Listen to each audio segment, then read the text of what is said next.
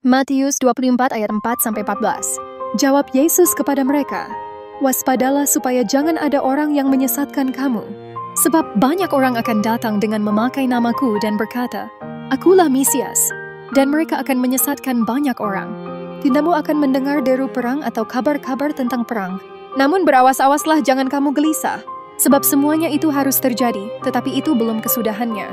Sebab bangsa akan bangkit melawan bangsa, dan kerajaan melawan kerajaan. Akan ada kelaparan dan gempa bumi di berbagai tempat. Akan tetapi semuanya itu barulah permulaan penderitaan menjelang zaman baru. Pada waktu itu kamu akan diserahkan supaya disiksa, dan kamu akan dibunuh dan akan dibenci semua bangsa oleh karena namaku. Dan banyak orang akan murtad, dan mereka akan saling menyerahkan dan saling membenci. Banyak nabi palsu akan muncul dan menyesatkan banyak orang. Dan karena makin bertambahnya kedurhakaan, maka kasih kebanyakan orang akan menjadi dingin. Tetapi orang yang bertahan sampai pada kesudahannya akan selamat. Dan Injil Kerajaan ini akan diberitakan di seluruh dunia menjadi kesaksian bagi semua bangsa. Sesudah itu barulah tiba kesudahannya." Penglihatan 12-19 Juli 2025. Satu kesengsaraan yang akan datang, hakim yang tidak adil, dan BRICS. 2. Penglihatan mengenai gereja di akhir zaman dan Yehezkiel 37. 3. Banjir bandang, kecelakaan, dan penyusup. 4. Penglihatan rancangan tokoh politik dan kerajaan di bawah laut. 5. Pesawat kemuliaan dan Raja Wali dengan gulungan kitab. 6. Israel dan gambaran kehidupan yang menyakitkan. 7. Asia, neraca, dan Laos. Kesengsaraan yang akan datang, hakim yang tidak adil, dan BRICS. Saat menyembah, Tuhan memberikan Mazmur 23. Kemudian tampak penglihatan globe tapi dengan peta seluruh kepulauan Indonesia. Dalam penglihatan ini, tangan dari tim doa menopang di dalam doa. Kemudian terdengar suara bahwa kesengsaraan yang akan datang. Ketika terus berdoa, Tuhan memperlihatkan suatu keadaan di dalam ruangan pengadilan. Ada 2 baris di bagian depan, satu baris pertama 3 orang dan baris berikutnya ada 5 orang. Di hadapan para hakim itu ada WPGR yang tampak gemetar dan di belakangnya ada MPJW yang turut dalam ruangan tersebut. Setelah itu terdengar suara, "Patahkan kekuatan hakim-hakim yang tidak adil dan saksi-saksi palsu." Ketika berdoa bagi bangsa ini untuk setiap hal yang Tuhan singkapkan, terdengar suara yang menyebutkan Sadrak, Mesak, dan Abednego. Setelah itu tampak kehidupan, tampak PPS berdiri dan ada tulisan BRICS. Lalu ada uang-uang BRICS yang terbang-terbang dan tampak ada orang-orang yang bahagia. Namun setelah itu terdengar suara akan ada tekanan. Penglihatan mengenai gereja di akhir zaman dan Yeskel 37. Pada saat menyembah, Tuhan memberikan kembali firman Daniel 8, domba jantan dan kambing jantan. Ketika tim berdoa tentang akhir zaman, bagi gereja Tuhan tampak berbagai macam gereja dan bukan hanya di Indonesia, tapi sunyi sepi dan tampak mati. Lalu di atas gereja-gereja itu tampak tulisan firman Yeskel 37. Yeskel 37, lalu kekuasaan Tuhan meliputi aku dan ia membawa aku keluar dengan perantaraan rohnya dan menempatkan aku di tengah-tengah lembah. Dan lembah itu penuh dengan tulang-tulang. Ia membawa aku melihat tulang-tulang itu berkeliling-keliling dan sungguh amat banyak bertaburan di tempat itu. Lihat, tulang-tulang itu amat kering. Lalu ia berfirman kepadaku, "Hai anak manusia, dapatkah tulang-tulang ini dihidupkan kembali?" Aku menjawab, "Ya Tuhan Allah, Engkaulah yang mengetahui."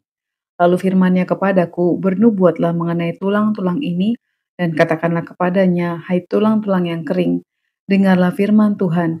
Beginilah firman Tuhan Allah kepada tulang-tulang ini.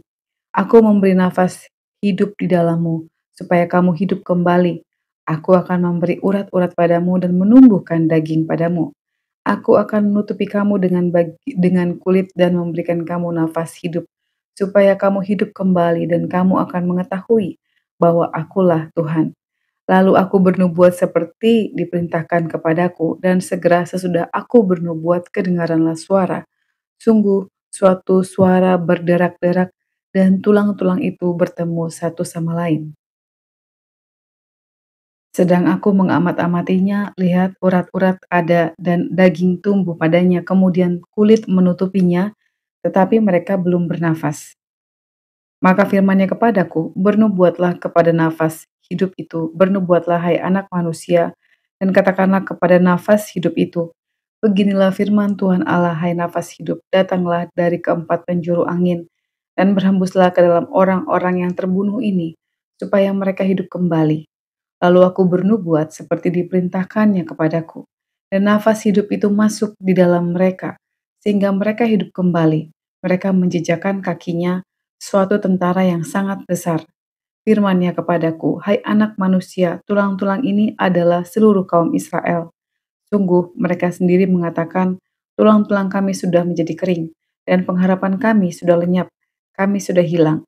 Oleh sebab itu bernubuatlah dan katakan kepada mereka, beginilah firman Tuhan Allah, sungguh aku membuka kubur-kuburmu dan membangkitkan kamu, hai umatku, dari dalamnya dan aku membawa kamu ke tanah Israel.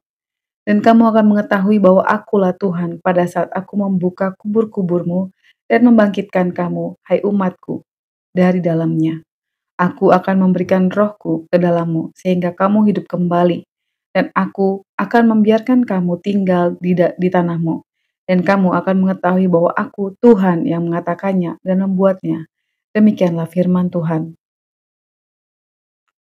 Banjir bandang, kecelakaan, dan penyusup.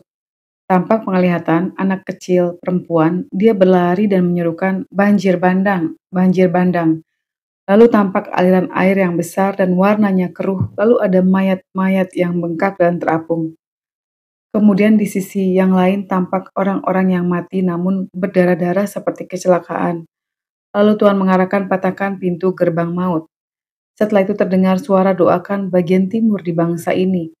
Lalu tampak gunung meletus, kemudian tampak pulau Irian Jaya dan Papua Nugini.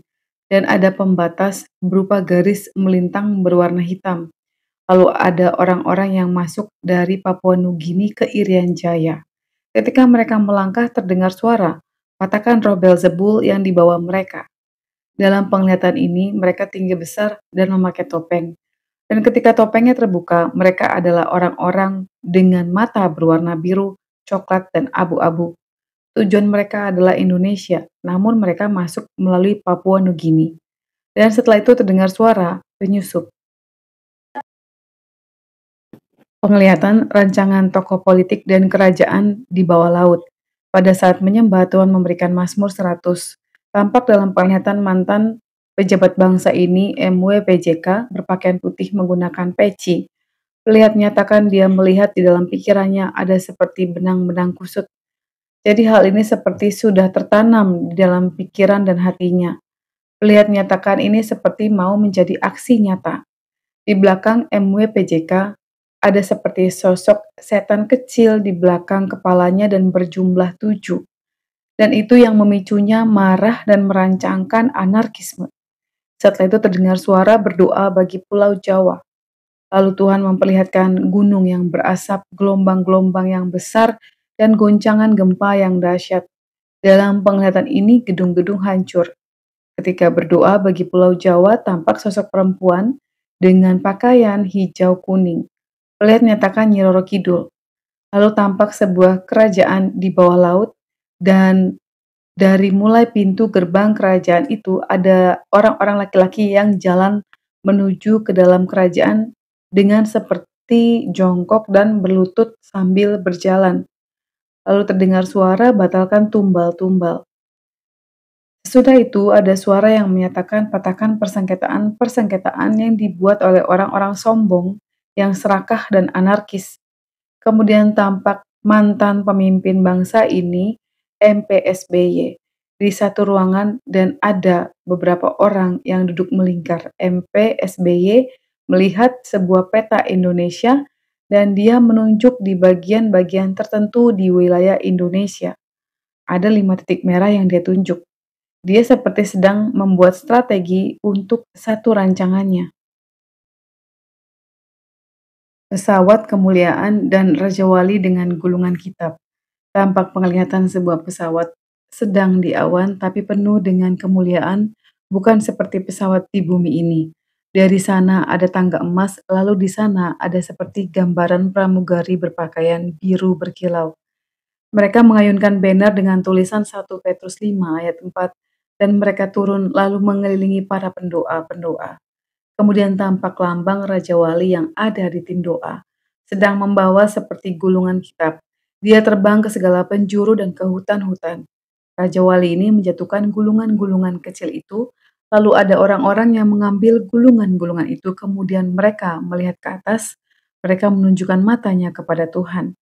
Bukan hanya di bangsa ini, tapi sampai ke bangsa-bangsa lain.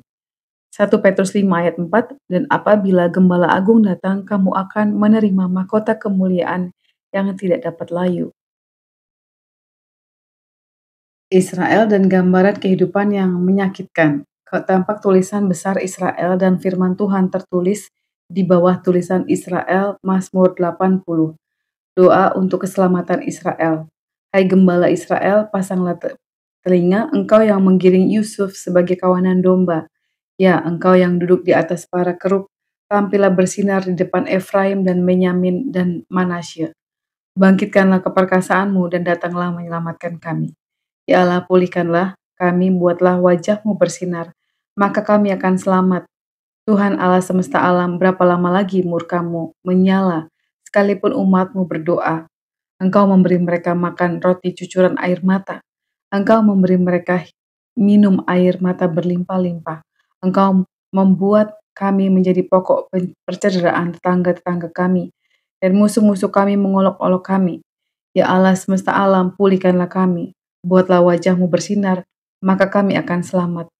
Telah kau ambil pohon anggur dari Mesir, telah kau halau bangsa-bangsa, telah kau tanam pohon itu. Engkau telah menyediakan tempat bagi dia, maka berakarlah ia dalam-dalam dan memenuhi negeri. Gunung-gunung terlindung oleh bayang-bayangnya, dan pohon-pohon aras Allah oleh cabang-cabangnya. Dijulurkannya ranting-ranting sampai ke laut, dan pucuk-pucuknya sampai ke ujung Efrat, ke sungai Efrat.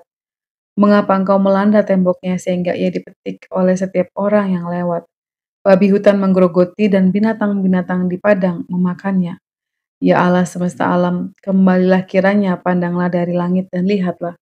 Indahkanlah pohon anggur ini, batang yang ditanam oleh tangan kananmu. Mereka telah membakarnya dengan api dan menebangnya. Biarlah mereka hilang lenyap oleh hardik wajahmu. Kiranya tanganmu melindungi orang yang di sebelah kananmu, anak manusia yang telah kau teguhkan bagi dirimu itu. Maka kami tidak akan menyimpang daripadamu. Biarlah kami hidup, maka kami akan menyerukan namamu. Ya Tuhan Allah semesta alam, pulihkanlah kami. Buatlah wajahmu bersinar, maka kami akan selamat. Setelah itu tampak gambaran bumi, kemudian terdengar suara berdoa, serukan doa bagi jiwa-jiwa di bumi ini. Setelah itu tampak penglihatan dan menyakitkan di mana banyak anak-anak di bawah remaja. Dan kelihatan di mana-mana mereka muntah darah dan wajahnya merah. Lalu banyak orang-orang yang kelihatan seperti putus asa. Setelah itu Tuhan memberikan firman 1 Tesalonika 5. Tetapi tentang zaman dan masa saudara-saudara tidak perlu dituliskan kepadamu, karena kamu sendiri tahu benar-benar bahwa hari Tuhan datang seperti pencuri pada malam.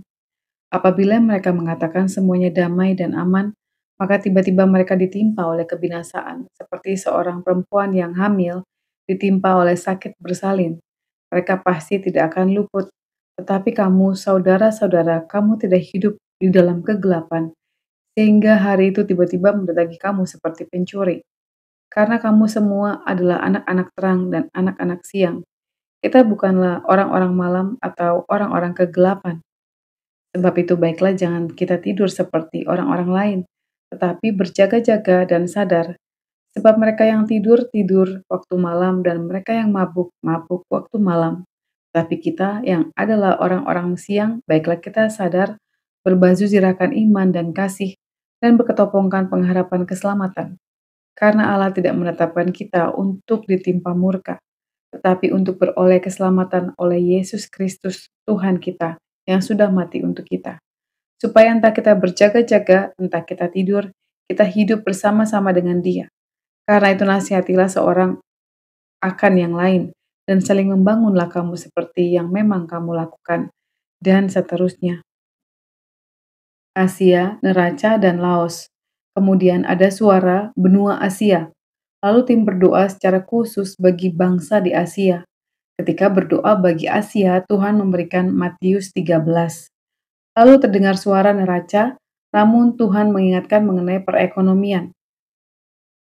Lalu salah satu tim melihat dalam penglihatan tim doa ada di satu jalan yang berkelok, lalu ada tanda panah dengan tulisan Laos. Lalu tim berdoa bagi setiap hal yang dinyatakan Tuhan. Matius 13. Maka datanglah murid-muridnya dan bertanya kepadanya, "Mengapa engkau berkata-kata kepada mereka dalam perumpamaan?" Jawab Yesus, "Kepadamu diberikan karunia untuk mengetahui rahasia kerajaan sorga, tetapi kepada mereka tidak. Karena siapa yang mempunyai kepadanya akan diberi, sehingga ia berkelimpahan. Tetapi siapa yang tidak mempunyai, apapun juga yang ada padanya akan diambil daripadanya. Itulah sebabnya aku berkata-kata dalam perumpamaan kepada mereka, karena sekalipun melihat, mereka tidak melihat, dan sekalipun mendengar, mereka tidak mendengar dan tidak mengerti. Maka pada mereka genaplah nubuat Yesaya yang berbunyi, kamu akan mendengar dan melihat, namun tidak mengerti. Kamu akan melihat dan melihat, namun tidak menanggap.